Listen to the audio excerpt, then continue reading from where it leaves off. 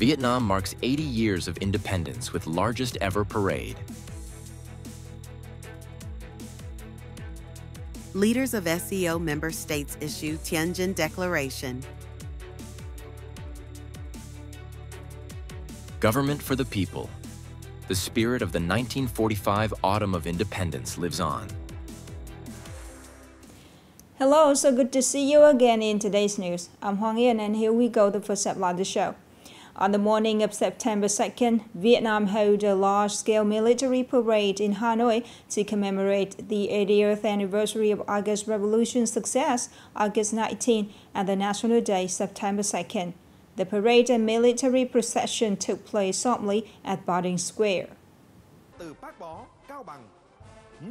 The parade drew the participation of more than 40,000 people, including 4 ceremonial blocks. 43 divisions representing the People's Armed Forces, 26 military blocks, 17 police blocks, 4 foreign military divisions, including China, Russia, Laos, Cambodia, military vehicles, artillery, special police vehicles, Marine parade forces, 12 public blocks, 1 culture sports block. The parade and military procession showcase the heroic spirit and momentum of the People's Armed Forces. Combined with the synchronized movement of weapons, technical equipment, and specialized vehicles, the display demonstrated the modernization of the Vietnam People's Army and People's Public Security Forces. It also highlighted the combined strength, combat readiness, and professionalism of the armed forces, as well as the spirit of national unity. Leaders of many countries around the world have sent messages of congratulations to the party, state, National Assembly, government, and the people of Vietnam on the country's 80th National Day, September 2nd, 1945-2025.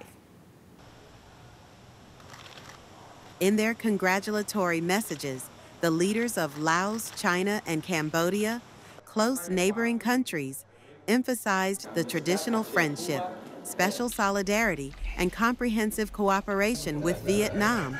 They expressed their admiration for the achievements that Vietnam has made over the past 8 decades and believe that Vietnam will continue to develop strongly.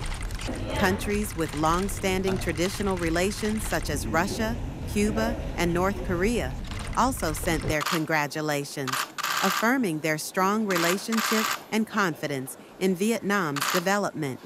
Meanwhile, the leaders of India and Mongolia congratulated Vietnam on its great achievements and reaffirmed their commitment to strengthening bilateral cooperation.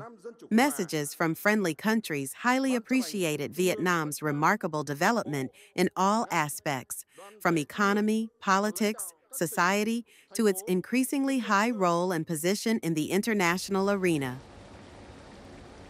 Leaders of the Shanghai Cooperation Organization, or SCO member states, on Monday approved a development strategy for the organization in the 2026-2035 period during the ongoing SCO Tianjin Summit. They called for solidarity and mutual respect to effectively respond to the growing security challenge and instability around the world.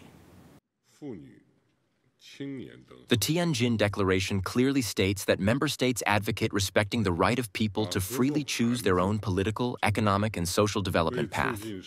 The principles of respecting the sovereignty, independence, and territorial integrity of countries, ensuring equality, mutual benefit, non-interference in each other's internal affairs, and non-use or threat of use of force will be the foundation for the sustainable development of international relations. The statement affirmed that SCO countries will adhere to the policy of not taking obstructive and confrontational approaches in resolving issues of international development. Upcoming are some updated news. During the National Day holiday on September 2nd, the number of people entering and exiting through border gates in Lang Son province increased compared to normal days, mainly due to travel, business, and trade needs.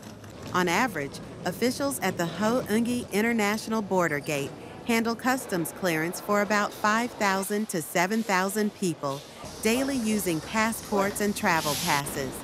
The number of people crossing this border gate often increases sharply during long holidays, especially on National Day. In addition to the Hu Ngi International Border Gate, procedures at the Chi Ma and Tan Than border gates are also processed quickly because the border guards at almost all gates have applied information technology and digitalization through management software and modern machinery for inspections.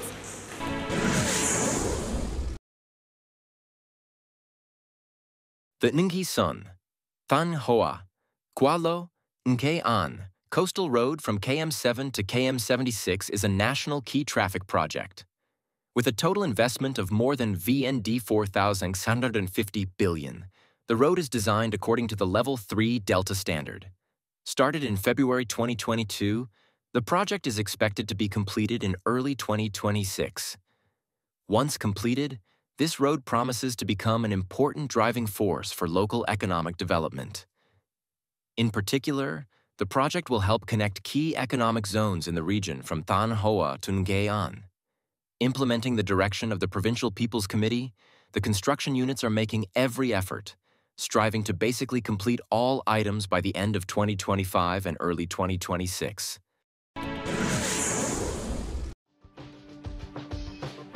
A mini movie theater was set up within the National Achievement Exhibition space to screen 50 exceptional Vietnamese films. Throughout the week-long exhibition, audiences relived many cinematic milestones, from classic films tied to historical memory to contemporary works that have made a strong market impact. In addition to Revolutionary War films that reflect the nation's history, the screening program also featured many contemporary works, some state-commissioned films, and 2 animated movies that garnered attention in the summer of 2025 were also shown during this film event.